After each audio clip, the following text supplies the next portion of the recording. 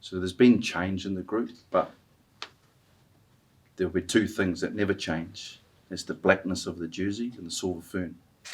So the expectation around representing our people as a nation is always there for the All Blacks.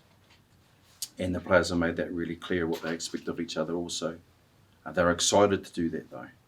So in expectations, yes, but the perspective around that can be, what about the excitement to perform? And that's where Ray's has taken us. And the boys have been really good. We've really enjoyed our time here. It's a world-class facility.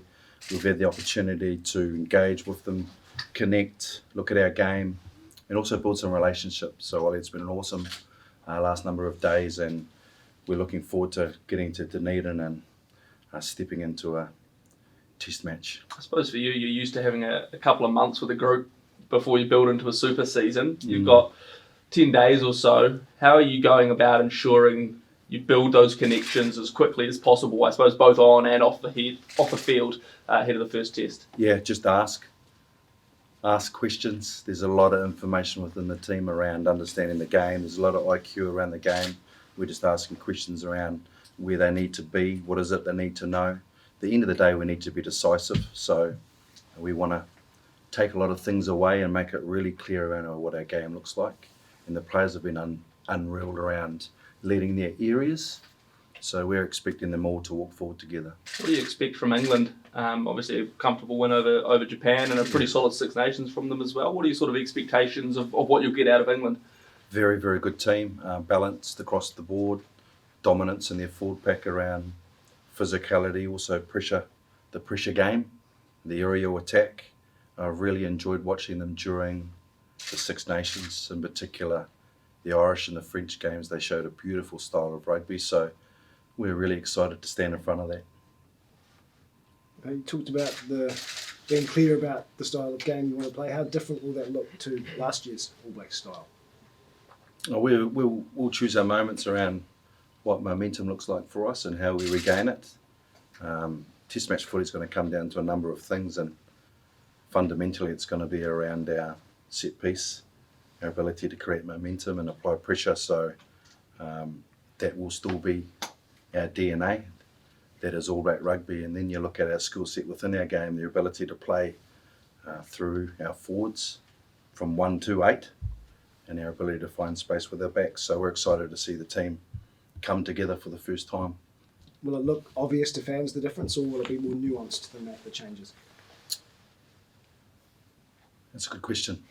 It's a good question. I think embracing where we are at the moment, we'll take this test for what it is, and we will evolve during the year. It's important for us to be decisive this weekend, so that's what we should expect to see from the All Blacks this weekend, is a decisive team. The halfback one's really interesting. You've got an 80 test veteran. Yes. You've got Finlay Christie, who's been around the group for a few years, and you've got a brand new guy in Cortez Ratama. Yep. Interested to know how you might manage the three of them across the 3 test matches. The key thing there around the management is how they manage it. So what do their weeks look like? How do they set the group up despite the test numbers? How do they lead during the week? So the other things I'm looking at, I will say TJ, his connection with the group, his ability to connect our game around our defence and attack has been really good this week. Young Cortez, energy and excitement, a lot of smiles, massive energy on the field.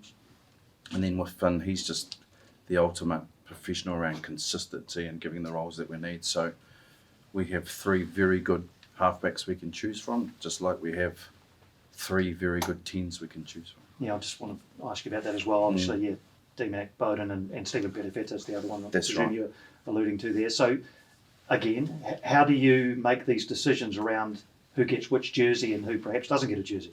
We look at the opposition, we look at their strengths, opportunities for us, we look at the game we want to play, and then we slot in the 10 we believe that's going to give us the outcome we need.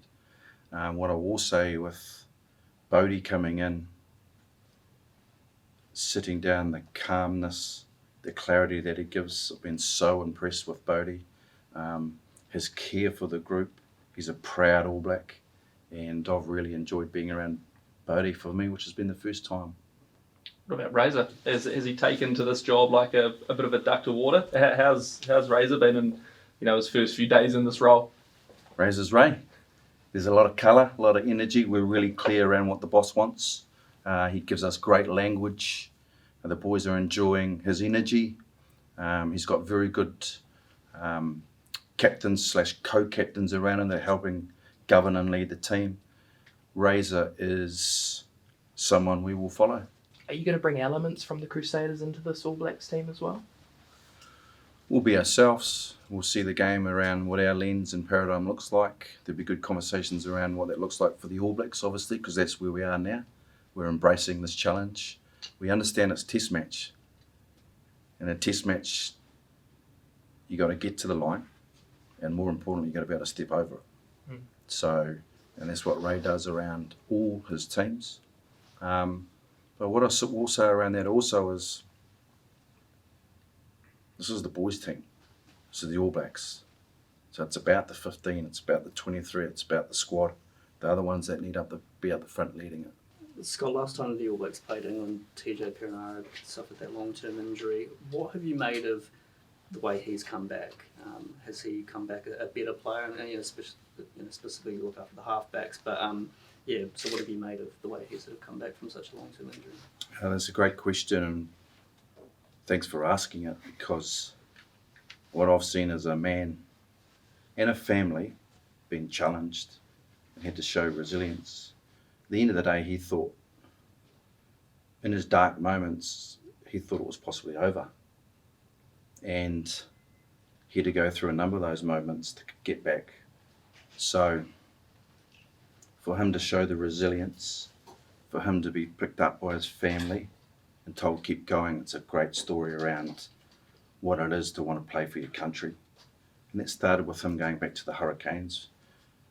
But he's got a competitive streak that meant he wanted to be back as an All Black. And now the narrative's this: you'd be a really good one. You'd be a really good one because the effort and time you've put in to be back is not so much the end of the story, it should be the start. Scott, I want to ask you about expectation. And expectation follows the All Blacks everywhere. Yes. When do you think you'll get a full appreciation for the expectation that follows this team? Perhaps you already have it, but when do you think you'll get that real sense of expectation on the black jersey? I think what we've spoken about, and Anton spoke about it just recently with the group, around change. So there's been change in the group, but there'll be two things that never change. It's the blackness of the jersey and the silver fern. So the expectation around representing our people as a nation is always there for the All Blacks. And the players have made that really clear, what they expect of each other also. They're excited to do that though. So in expectations, yes, but the perspective around that can be, what about the excitement to perform? And that's where Razor's taken us.